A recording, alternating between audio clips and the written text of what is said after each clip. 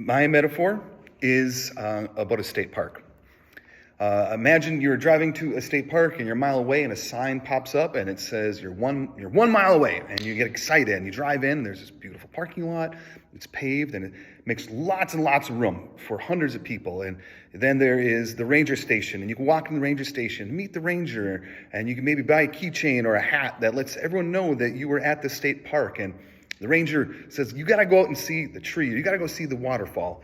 And you ask where to go, and he says, just follow the path and follow the signs. You step outside, and there's this large paved path that leads you to other signs that are talking about the waterfall, talking about the history of that tree. And the whole way on this path, there is this fence that is keeping you on the path and leads you to this beautiful space where you get to see the best of the park, that giant tree or that waterfall, and you're taken back by it. And you look around, and there's other people, and you're like, did you see that tree? Did you? And you're talking about it, and you have this experience, and you feel really good, and you turn around, and you're about to walk back to the car, and you hear someone like murmur under the breath, like, well, did you hear about the people in the wilderness? And you're like, and you went up to the ranger and said, whoa, what's beyond this fence? There's other things in this park that are beyond this fence. There's even people out there, and the ranger would meet you with, well, it's scary out there, and it's not safe out there, and the people who've chosen to do that, they're not really thinking right, and they bring shame, they bring some sort of fear to it. This metaphor has brought so much life to me because this is my lived experience of when I was a young evangelical and in my 30s started deconstructing. And I had people who jumped the fence, right? They carried pieces of fences with them as a memory. And they said, Kris, you have no idea what it's like in this wilderness. This fence, this state park, was curated by a group of people who said, this is how you get the best of God. This is how you get the best in this church. But once you can jump the fence, yes, it's scary, Kris. Yes, it's wild out there. But there is communities of people that are flourishing and they're thriving. And there's some people who jump the fence. And in fact, there's other people who didn't have to jump the fence because it was built to keep those people out. And this is how so many people think about church or denominations or about theology, is at some point, Kris, why do we need to change? Why do we have to get clear about our policies? Because the Bible is clear, because we set up those guardrails, we set up those fences.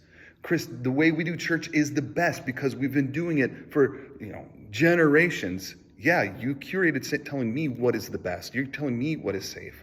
While there is new ways of thinking, there is new ways of experiencing the fullness of this park.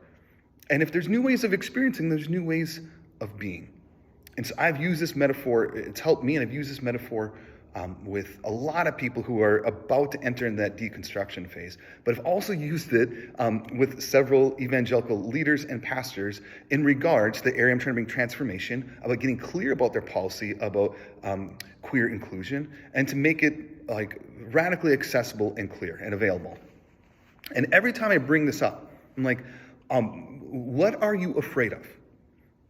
By like having one more sign in your state park, right? In your church, you have ways for people to get involved. You have clear ways of this is what we believe about the Bible. It's inerrant, blah, blah, blah, blah, blah. I said, what are you afraid of getting clear about this policy, regardless of where they land? And every time it's met with almost the same thing. It's met with, we are going to lose power, people, money, right? And what my end goal would be is to help people and help churches that they can actually, if they fall in the place that they want to be inclusive, they're still going to lose power, they're still going to lose people, right? But if you can begin to dismantle those fences, you don't have to shame the state park. That part of the forest, you don't need to shame, you don't need to mock always, right? But by taking down those fences, then there is a place of saying, well, then now we can go experience this wilderness and we can go engage with people that we've intentionally or unintentionally kept out. In fact, maybe those people want to come and experience this part of the state park. And the more that we can dismantle those fences, right? Because like we talked in class, the only way we can grow into new realities is by disruption. And this metaphor has helped me personally and helped me even as I go as I'm meeting with these evangelical spaces already, has helped bring some disruption and transformation.